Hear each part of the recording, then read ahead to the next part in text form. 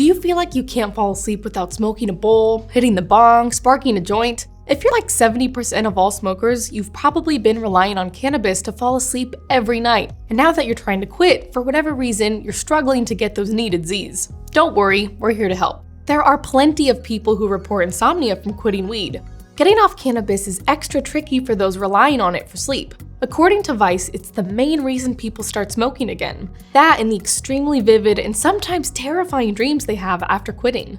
Are the withdrawal symptoms keeping you up at night? Was weed even helping you sleep in the first place? Let's dive into why you have insomnia after quitting weed and what you can do to fall asleep without it. Studies have shown that weed can improve sleep by helping other conditions, things like chronic pain, PTSD, and anxiety. But another study that focused specifically on insomnia found mixed results. People claimed that weed helped them sleep, but the correlation was hard to prove. Once you stop smoking weed, the effects of those other conditions may begin rearing their ugly faces. If none of that applies to you, the best answer is pretty simple. You're used to smoking before bed. When you stop, your body basically says, "Yo, what gives?" Studies that followed regular users through the first week of withdrawal noticed changes in almost every sleep phase. After quitting, they took longer to fall asleep and had difficulty staying asleep.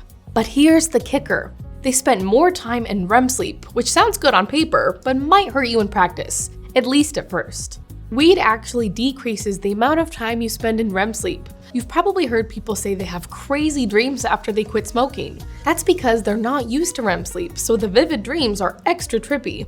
Those trippy dreams can quickly turn into nightmares and lower your sleep quality. Finally, everybody knows the "why can't I sleep" anxiety. You used to solve that problem with a quick puff, right? After quitting, you might find yourself staring up at the ceiling asking, "Why can't I sleep?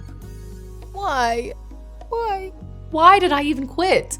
For me, sleep is really crucial. And for me to feel good and feel myself and feel confident and all the things I needed to do to live life really revolves around sleep for me. When I was quitting, it was definitely a struggle, both mentally, just thinking about it, oh my goodness, I'm gonna have insomnia from quitting. I know I'm gonna have withdrawals from this and whatever. I did actually very much experience insomnia.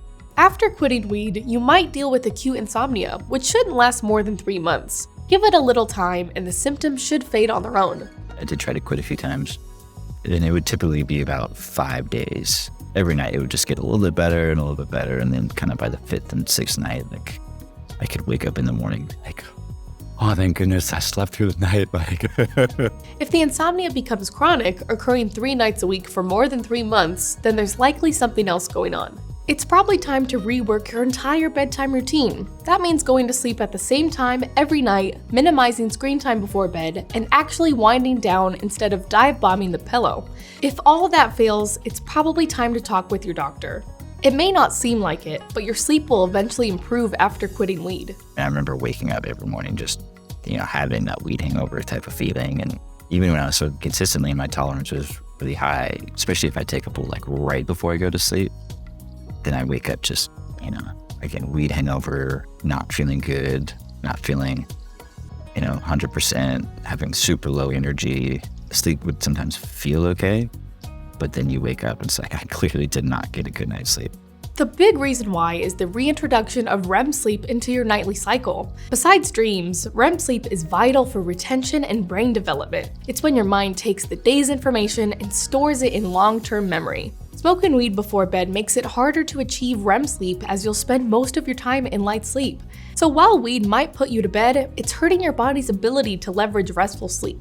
Lack of REM sleep can also lead to other conditions down the road. For example, increased brain activity and heart rate during REM sleep can cause your body to burn calories. Smoking before bed and thus limiting REM sleep can lead to weight gain and obesity later on. Too much weed at night can also lead to unwanted side effects during the day, like impaired memory and drowsiness. This is a great way to have better sleep and be healthier in general. The good news? There's a light at the end of the tunnel.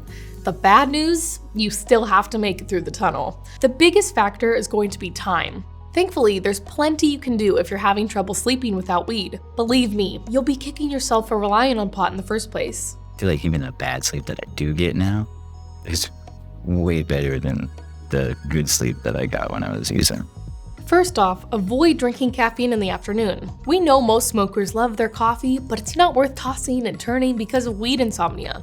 Caffeine includes tea, energy drinks, and even a cup of hot cocoa, so be mindful of your stimulants after 12 p.m. Instead of that extra coffee, try getting some much-needed exercise. Numerous studies have shown that regular exercise can help you fall asleep at night. And it doesn't take long to see results. In fact, making exercise part of your daily routine will have immediate effects. According to a study conducted by Johns Hopkins, people who engage in 30 minutes of aerobic exercise will experience better sleep quality that night. Just don't go to the gym too close to bedtime or it may have the opposite effect. Next, make sure you're going to bed and waking up at the same time every day. Yes, even on the weekends. Always trust your circadian rhythm. It knows what's best for your body. As bedtime approaches, leave about an hour or so to just relax. That means no scary movies, murder podcasts, high-octane video games, or doom scrolling. Instead, try meditation, listening to music, or reading something easy. For more tips on how to get the best sleep you can during this time, check out our video all about that right here. You might have insomnia from quitting weed, but the good news is you can do something about it. Good sleep hygiene and regular exercise will do way more than weed ever did to help you sleep. It might take a few nights to get used to REM sleep again, but the health benefits of sleeping without weed are way better than getting a little stoned at night. Thanks for watching, everyone. Sleep well.